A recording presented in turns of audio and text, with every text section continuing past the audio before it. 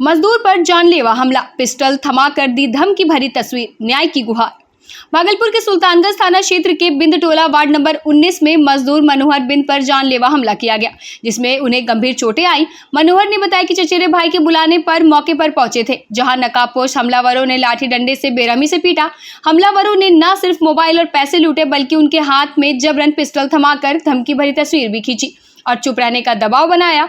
घटना से डरे सहमे परिवार की हालत दयनीय है और मनोहर ने अस्पताल से छुट्टी के बाद थाने में शिकायत दर्ज कराने की बात कही। पीड़ित ने न्याय और सुरक्षा की मांग की है।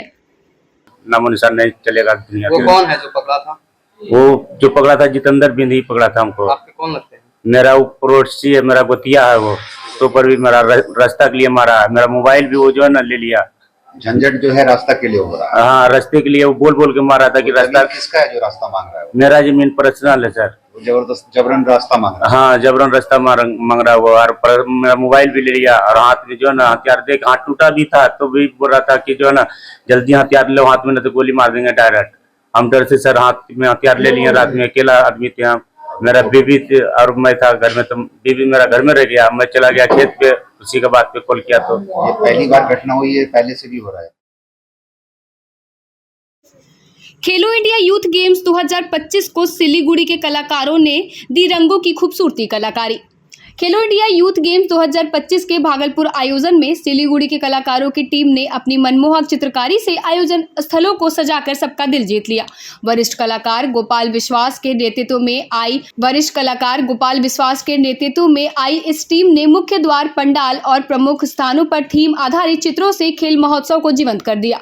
गोपाल ने बिहार की संस्कृति और लोगों के व्यवहार की प्रशंसा करते हुए इसे प्रेरणादायक बताया। 25 वर्षों से पेंटिंग के क्षेत्र में सक्रिय इस टीम की कलाकृति की प्रशंसा स्थानीय नागरिकों और आगंतुकों ने भी खुलकर की। और एक आदमी को शुक्रिया अदा करना चाहिए जो कि विक्रमजीत सिंह हैं, सरदार जी। उन्होंने हमें इस मौका दिया है इस पेंटिंग करने के लिए। हमारे सारे टीम बंगाल का आए हुए हैं और भागलपुर का भी कुछ पेंटर है जो कि हमारे सहयोगी है, उसने भी साथ दिया। और ये जो प्रोग्राम है खेलो इंडिया खेलो, एक ऐसा प्रोग्राम है कि आगे आने वाला पीढ़ी को उत्साहित करेगा खेल में ज्वाइन करने के लिए। तो शुक्रिया अदा करेंगे सारे भागलपुर वासी को जिन्होंने हर तरह का मदद हम लोग को भी किए हैं पेंटिंग करने के लिए, उत्साहित किए हैं कि आप लोग पेंटिंग अच्छा कर रहे हैं। इस बारे में सब कोई बोल रहे हैं। एक चारी थाना जाने के दौरान युवक की सड़क हादसे में मौत। कहलगांव से एक दर्दनाक हादसे की खबर सामने आई है, जहां प्रतियोगी परीक्षाओं की तैयारी कर रहे युवक गुड्डू कुमार की एक चारी थाना जाते समय सड़क दुर्घटना में मौत हो गई। बताया गया कि चरित्र प्रमाण पत्र बनवाने जा रहा था, जिसे लेकर पुलिसकर्मी ने 200 रुपए की मांग की थी। इसी सिलसिले में थाने जा रहे गुड्डू की रास्ते में ऑटो और बाइक की टक्कर में गंभीर रूप से घायल हो जाने से उसकी मौत हो गई। परिजनों ने पुलिस पर रिश्वत मांगने और अप्रत्यक्ष रूप से इस हादसे के लिए जिम्मेदार होने का आरोप लगाया है। इस घटना ने न सिर्फ प्रशासनिक भ्रष्टाचार को उजागर किया, बल्कि युवाओं के भविष्य पर खतरा भी मंडरा रहा है। स्थानीय लोग दोषी पुलिसकर्मियों के खिलाफ सख्त कार्रवाई की मांग कर रहे हैं। कौन है? मेरा ससुर है। ये जो साला है। साला है। हाँ। आपका नाम? संतोष कुमार मंडल। संतोष कुमार। कहाँ घर है? घोगा पंडरचक। क्या मामला कैसे है? घटना हुई? घटना हुआ था, ये थाना गया था। अच्छा। दौड़ करके नमने के लिए, कलेक्टर नमने के लिए। उधर से लौट रहा था, उधर से बाइक आ रहा था, इधर से टोटो जा रहा था बैठ के। दोनों टकरा गया, एक्सीडेंट हो गया मेरी। उसमें मृत्यु हो गई। हाँ। कितने देर तक ये उपचार के लिए लेके गए थे? प्राथमिक दिने में ले गए थे। कितने बजे की घटना है? 10 बजे के। क्या करते थे ये? नीट 2025 परीक्षा शांतिपूर्ण प्रारंभ, कड़ी सुरक्षा व्यवस्था रही लागू। भागलपुर जिले के 14 परीक्षा केंद्रों पर राष्ट्रीय पात्रता सह प्रवेश परीक्षा नीट यूजी 2025 रविवार को शांतिपूर्ण माहौल में प्रारंभ हुई। परीक्षा को लेकर जिला प्रशासन पूरी तरह से मुस्तैद रहा और कड़ी सुरक्षा व्यवस्था लागू की गई। सभी केंद्रों पर सीसीटीवी, बायोमेट्रिक सत्यापन, वीडियो रिकॉर्डिंग और जनरेटर की व्यवस्था सुनिश्चित की गई थी। परीक्षार्थियों का प्रवेश सुबह 11 बजे से दोपहर 1:30 बजे तक हुआ और इसके बाद द्वार बंद कर दिए गए। जिलाधिकारी डॉक्टर नवल किशोर चौधरी ने बताया कि परीक्षा की संवेदनशीलता को देखते हुए हर स्तर पर सतर्कता बरती गई। वहीं इंजीनियर एसपी हृदय कम ने सुरक्षा व्यवस्था की निगरानी की। परीक्षार्थियों ने प्रशासन की व्यवस्था पर संतोष जताया। तो 2 बजे से और लास्ट एंट्री 1:30 बजे तक है। क्या आगे की क्या तैयारी है परीक्षा? डॉक्टर ही बनना है। डॉक्टर जो अच्छा स्ट्रीम मिल जाए, सर्जन का ही ज्यादा ये है। सर्जरी में ज्यादा इंटरेस्ट है। क्या नाम?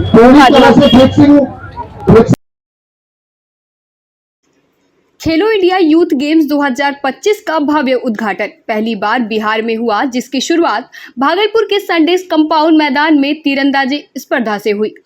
प्रधानमंत्री नरेंद्र मोदी द्वारा उद्घाटित इस ऐतिहासिक आयोजन में देश भर के 28 राज्यों और 8 केंद्र शासित प्रदेशों से 8500 से अधिक युवा खिलाड़ी भाग ले रहे हैं। कुल 28 खेलों में 2435 पदकों के लिए मुकाबले होंगे, जिससे बिहार की खेल संस्कृति को नई पहचान मिल रही है। भागलपुर में तीरंदाजी प्रतियोगिता ने शानदार शुरुआत दी है, जहां खिलाड़ियों के प्रदर्शन ने दर्शकों को मंत्रमुग्ध कर दिया। आयोजन में खेल भावना, अनुशासन और प्रतिस्पर्धा का अद्भुत संगम देखने को मिला, जो बिहार के लिए गौरव का क्षण है।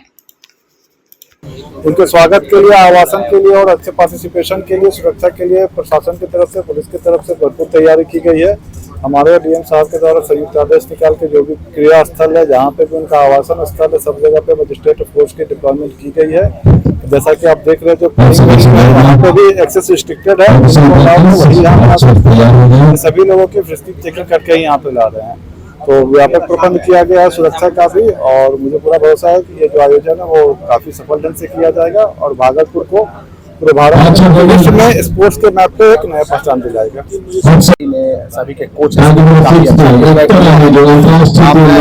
सभी खिलाड़ियों का स्वागत करता हूं। भागलपुर के वासियों से आग्रह करता हूं खेल को देखने, बच्चों को भी दिखाएं। जो इस प्रतियोगिता में भाग ले रहे हैं, आगे हम खेल कर रहे हैं। अंतर्राष्ट्रीय टीम जो महाराष्ट्र से बिलोंग करता है। जिला स्थापना दिवस पर रंगारंग कार्यक्रमों की धूम। 252 साल का हुआ भागलपुर। 252वें जिला स्थापना दिवस के मौके पर भागलपुर में नगर भवन परिसर में भव्य समारोह आयोजित किया गया, जिसमें सांस्कृतिक प्रस्तुतियों और सम्मान समारोह की धूम रही। जिला प्रशासन और कला संस्कृति एवं युवा विभाग बिहार के संयुक्त तत्वाधान में हुए इस आयोजन की शुरुआत डीएम डॉक्टर नवल किशोर चौधरी ने दीप प्रज्वलन से की। पारंपरिक नृत्य, गीत और लोक नाट्य के माध्यम से स्थानीय कलाकारों ने अंगभूमि की समृद्ध विरासत को जीवंत कर दिया। वहीं प्रतिभावान छात्रों और समाज सेवियों को सम्मानित कर उनके योगदान को सराहा गया। सैकड़ों की संख्या में उपस्थित लोगों ने कार्यक्रम का भरपूर आनंद लिया, जो भागलपुर के गौरवशाली इतिहास और सांस्कृतिक धरोहर को सहेजने की प्रेरणादायक पहल रही। स्थापना दिवस है। इस दिवस के अवसर पर मैं समस्त भागलपुर के नागरिकों और भागलपुर से जुड़े हुए समस्त सम्मानित व्यक्तियों को बहुत शुभकामनाएं देता हूँ, बधाई देता हूँ। और मैं सभी लोगों से एक आग्रह जरूर करता हूँ कि ये धरती अंगराज कर्ण की धरती रही है।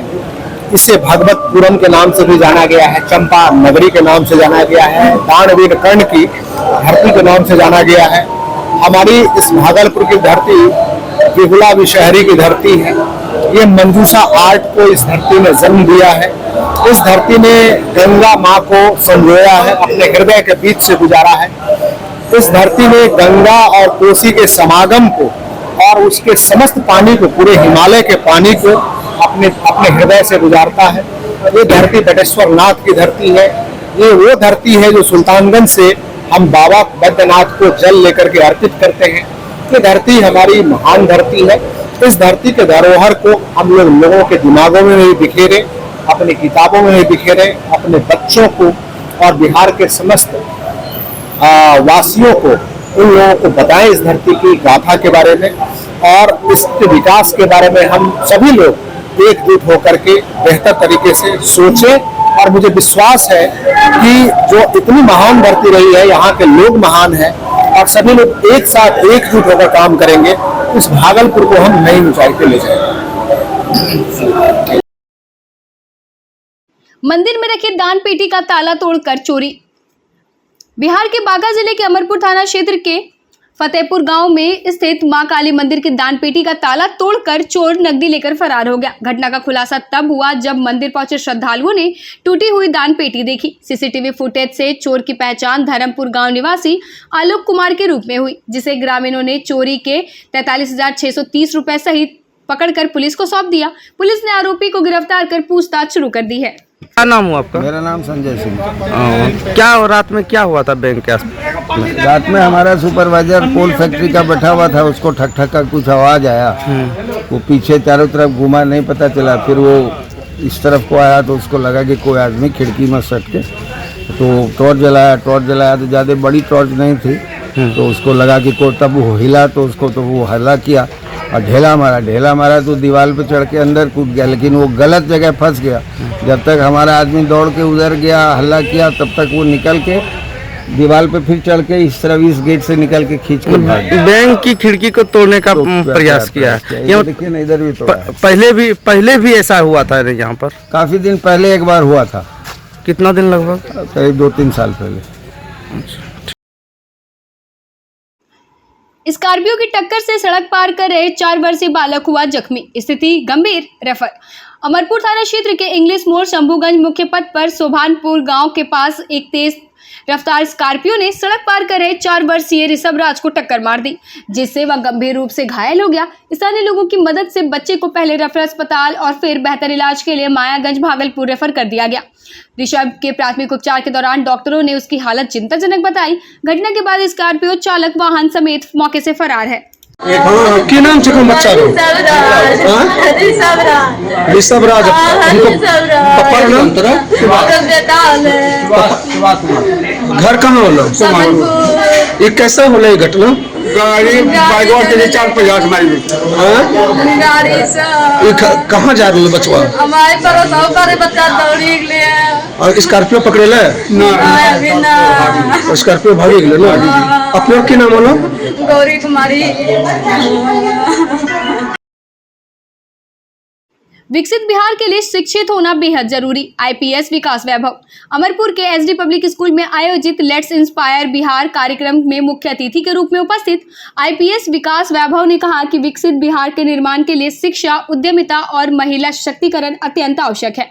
उन्होंने बताया कि राज्य की आर्थिक वृद्धि के बावजूद पलायन नहीं रुक रहा, जिसका मुख्य कारण गुणवत्तापूर्ण शिक्षा और रोजगार की कमी है। कार्यक्रम में छात्र छात्राओं के सांस्कृतिक प्रस्तुति ने माहौल को जीवंत कर दिया और उत्कृष्ट कार्य करने वाले युवाओं और समाज सेवियों को सम्मानित भी किया।